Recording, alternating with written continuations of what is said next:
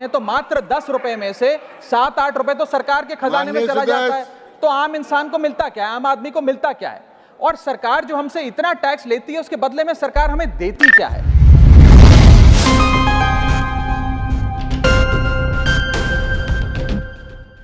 मैं ऐसे साधारण भाषा में समझाता हूं सर 2014 में एक दिहाड़ी मजदूर एक दिन की अपनी दिहाड़ी से 3 केजी अरहर की दाल खरीद सकता था सर आज वही दिहाड़ी मजदूर वर्ष 2024 में एक दिन की दिहाड़ी से 1.5 केजी अरहर दाल खरीद पा रहा है। यानी कि महंगाई भी बढ़ रही है और उसकी आमदनी भी घट रही है।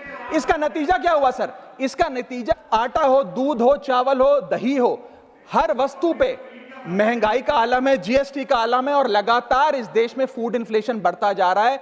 और अगर वो कमोडिटीज भी महंगी हो गई हैं तो उसका फायदा किसान को क्यों नहीं मिलता? वो सारा पैसा जा कहां रहा है? ये एक बड़ा महत्वपूर्ण सवाल है सर। आटा 2014 में 21 रुपए प्रति केजी बिका करता था, आज 42 रुपए प्रति केजी हो गया है। दूध 30 रुपए प्रति लीटर के आसपास बिका करता था वर्ष 2014 में, आज 2024 में 70 रुपए प्रति लीटर बिकता है सर। देसी घी 2014 में 300 रुपए प्रति केजी पे बिका करता था, आज 2024 में 675 रुपए प्रति केजी बिकता है। अरहर की दाल 80 रुपए प्रति केजी बिका करती थी 2014 में, आज 230 रुपए प्रति केजी बिक रही है। और न जाने कितनी वस्तुओं के दाम आसमान छू रहे हैं सर।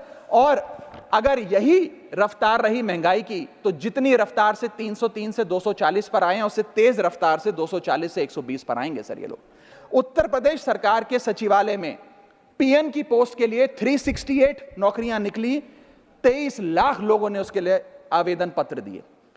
इंडियन रेलवेज के ग्रुप डी एम्प्लॉइज में 63,000 पोस्ट निकली, उसके लिए 2.5 करोड़ लोगों ने आवेदन पत्र दिए। 2.5 करोड़ ऑस्ट्रेलिया की आबादी से भी ज्यादा है sir 9,900 constable post Bihar police निकालती है, उसके लिए 11 लाख आवेदन पत्र आते हैं। और सर सारी चीजें छोड़िए, महाराष्ट्र सचिवालय के कैंटीन में 12 वेटरों को भर्ती करने के लिए जब आवेदन पत्र मांगे गए तो 7,000 लोगों ने आवेदन पत्र दिए, जिसमें कई पोस्ट ग्रेजुएट्स और ग्रेजुएट्स भी शामिल थे सर। यह बेरोजगारी का आलम है।